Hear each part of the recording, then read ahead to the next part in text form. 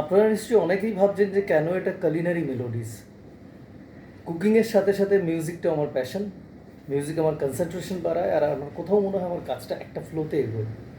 আজকে আপনাদের সাথে আমি অন্য কোনো রেসিপি শেয়ার করব না বা আজকে স্পেশালি কোনো গানও গাইব না। আজকে আমি কিছু ছোট ছোট কুকিং টিপস বলছি, যেগুলো আমি শিওর যে আপনাদের দৈনন্দিন জীবনে বাড়িতে যখন আপনারা কাজ করবেন আপনাদের নিশ্চয়ই খুব হেল্প করবে। যেমন ধরুন, আমরা বাড়িতে ডিম সবাই বয়েল করে থাকি, কিন্তু ডিম বয়েল করার সময় অনেকেই আপনারা ভিনিগার বা লেমন জুস দেন। কিন্তু অ্যাকচুয়াল কারণটা জানেন কি কেন ভিনিগার দেয়া হয়? তার কারণটা হচ্ছে ভিনিগার একটা অ্যাসিডিক মিডিয়াম, ওটাতে অ্যাসিটিক অ্যাসিড থাকে। আর protein coagulates faster in acidic medium. ডিমটা বেসিক্যালি প্রোটিন, ওটা খুব তাড়াতাড়ি কোয়াগুলেট করে।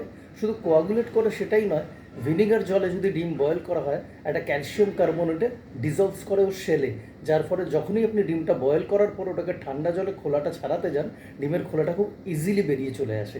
এছাড়া আরও প্রচুর ট্রিক্স আছে ছোট ছোট। আপনি গরম তেলের ভিতরে জিঞ্জার গার্লিক পেস্ট দিয়েছেন সতে করবেন বলেন, সেটা দেখছেন জিঞ্জার গার্লিক পেস্টটা ছিটকে চারিদিকে যাচ্ছে, আপনার প্রবলেম হচ্ছে খাবারটা বানাতে। যখনই জিঞ্জার গার্লিক পেস্ট দেবেন সামান্য এক চিমটে সল্ট ছড়িয়ে দেবেন, দেখবেন ওই যেটা ছিটে বেরোচ্ছে ওটা বন্ধ হয়ে যাবে।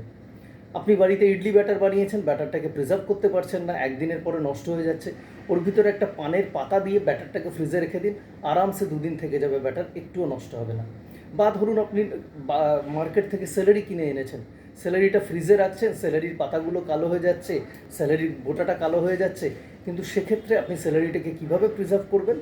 একটা সিলভার ফয়েলের ভিতরে সেলারিটাকে ভালো করে র্যাপ করে ওটাকে ফ্রিজে রেখে দিন, আরামসে 3 থেকে 4 দিন আপনি ওটাকে রাখতে পারবেন। এরকমই আরও ছোট ছোট কুকিং টিপস নিয়ে দেখা হবে অন্য কোনো দিন।